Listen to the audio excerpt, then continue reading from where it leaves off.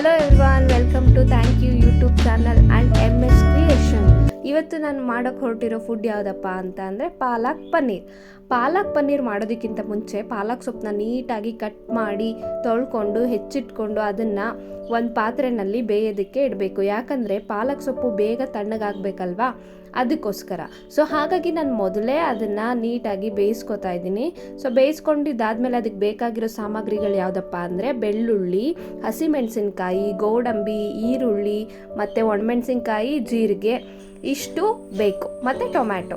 So ಇದಿಷ್ಟು ನಾನೇನು ಮಾಡ್ತಾಯಿದ್ದೀನಿ ಅಂದರೆ, ಮೊದಲು ಒಂದು ಪ್ಯಾನ್ಗೆ ಸ್ವಲ್ಪ ಎಣ್ಣೆ ಹಾಕ್ಕೊಂಡು ಆ ಎಲ್ಲ ಐಟಮ್ಸ್ ಏನಿದೆಯೋ ನಾನು ಇವಾಗ ತಗೊಂಡಿರೋ ಎಲ್ಲ ಇಂಗ್ರೀಡಿಯೆಂಟ್ಸ್ನ ಒಂದು ಕಡಾಯಲ್ಲಿ ಅಂದರೆ ಅಥವಾ ಒಂದು ಬಾಣಲೆನಲ್ಲಿ ನಾನು ಅದನ್ನು ಮೊದಲು ಫ್ರೈ ಮಾಡ್ಕೊತಾ ಇದ್ದೀನಿ.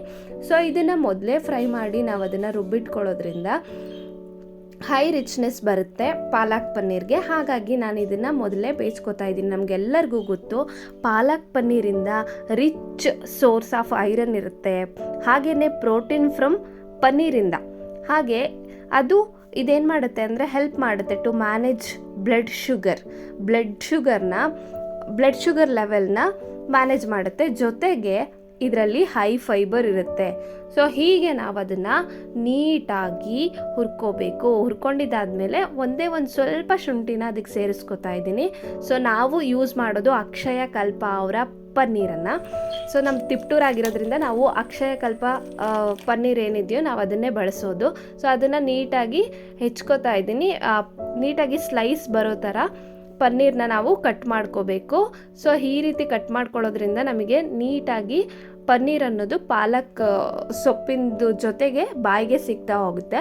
ಸೊ ಈಗಾಗಲೇ ನಾವು ಹುರಿದಿಟ್ಕೊಂಡಿರುವಂತಹ ಎಲ್ಲ ಇಂಗ್ರೀಡಿಯೆಂಟ್ಸ್ನ ಒಂದು ಜಾರಲ್ಲಿ ಹಾಕ್ಕೊಂಡು ಅದಕ್ಕೆ ಸ್ವಲ್ಪ ಚಕ್ಕೆ ಲವಂಗದ ಪುಡಿ ಹಾಗೆಯೇ ಮೆಣಸಿನ ಪುಡಿನ ಸೇರಿಸ್ಕೊತಾ ಇದ್ದೀನಿ. ಜೊತೆಗೆ ಈಗ ಅದನ್ನು ನೀಟಾಗಿ ಸಾಫ್ಟ್ ಆಗೋ ಥರ ಗ್ರೈಂಡ್ ಮಾಡ್ಕೋಬೇಕು. ಈಗಾಗಲೇ ಹುರಿದಿಟ್ಕೊಂಡಿರುವಂಥ ಮಸಾಲೆನ ಗ್ರೈಂಡ್ ಮಾಡ್ಕೊಂಡಿದ್ದಾದಮೇಲೆ ನಾನು ಈಗಾಗಲೇ ಏನು ಹೆಚ್ಚಿಟ್ಕೊಂಡಿದ್ದೀನೋ ಅಥವಾ ಕಟ್ ಮಾಡ್ಕೊಂಡಿದ್ದೀನೋ ಪನ್ನೀರ್ನ ಅದನ್ನೆಲ್ಲ ಅದೇ ಬಾಣಲೆನಲ್ಲಿ ಸ್ವಲ್ಪ ಎಣ್ಣೆ ಜೊತೆಗೆ ತುಪ್ಪ ಹಾಕ್ಕೊಂಡು ಫ್ರೈ ಮಾಡ್ಕೋತಾ ಇದ್ದೀನಿ. ಈ ರೀತಿ ಫ್ರೈ ಮಾಡೋದ್ರಿಂದ ನಮಗೆ ಕ್ರಿಸ್ಪಿಯಾಗಿ ಪನ್ನೀರು ಸಿಗುತ್ತೆ. ಜೊತೆಗೆ ಪಾಲಕ್ ಕೂಡ ತಣ್ಣಗಾಗಿತ್ತು, ಅದನ್ನು ರುಬ್ಬಿಟ್ಕೊಂಡು ಎಲ್ಲ ಮಸಾಲೆ ರೆಡಿ ಇದೆ. ಈಗ ಅದೇ ಬಾಣಲಿಗೆ ಸ್ವಲ್ಪ ಎಣ್ಣೆ, ಸಾಸಿವೆ, ಈಗಾಗಲೇ ರುಬ್ಬಿಟ್ಕೊಂಡಿರುವಂತಹ ಮಸಾಲೆ ಏನಿದೆ ಅದನ್ನು ನಾನು ಒಂದು ಕುದಿ ಬರೋವರೆಗೂ ನೀಟಾಗಿ ಬೇಯಿಸ್ಕೊತಾ ಇದ್ದೀನಿ. ಸೊ ಇದರಲ್ಲಿ ಇರೋ ಹಸಿ ವಾಸನೆ ಎಲ್ಲ ಹೊರಟೋಗೋ ಹಾಗೆ ನೀಟಾಗಿ ಬೇಯಿಸ್ಕೋಬೇಕು. ಈಗ ಅದೆಲ್ಲ ಬೆಂದಿದೆ.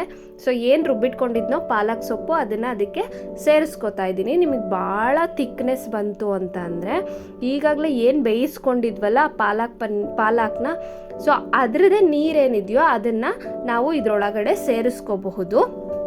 ಸೊ ಹಾಗಾಗಿ ಇದು ಸ್ವಲ್ಪ ತಿಕ್ಕಿತ್ತು ಭಾಳ. ನಾನು ಈಗಾಗಲೇ ಬೇಯಿಸ್ಕೊಂಡಿರುವಂತಹ ಪಾಲಕ್ ನೀರೇನಿತ್ತೋ ಅದನ್ನು ಸ್ವಲ್ಪ ಈ ಒಂದು ಫುಡ್ಗೆ ಸೇರಿಸ್ಕೊತಾ ಇದ್ದೀನಿ.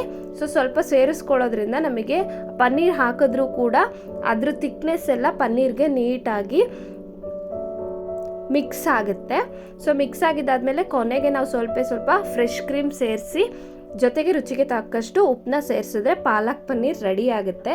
ಸೊ ಈ ಪಾಲಕ್ ಪನ್ನೀರ್ನ ನಾವು ರೋಟಿ, ಬಟರ್ ರೋಟಿ ಅಥವಾ ಪರೋಟ, ಚಪಾತಿ ಇದ್ರ ಜೊತೆಗೆ ಆರಾಮಾಗಿ ಸವಿಬಹುದು.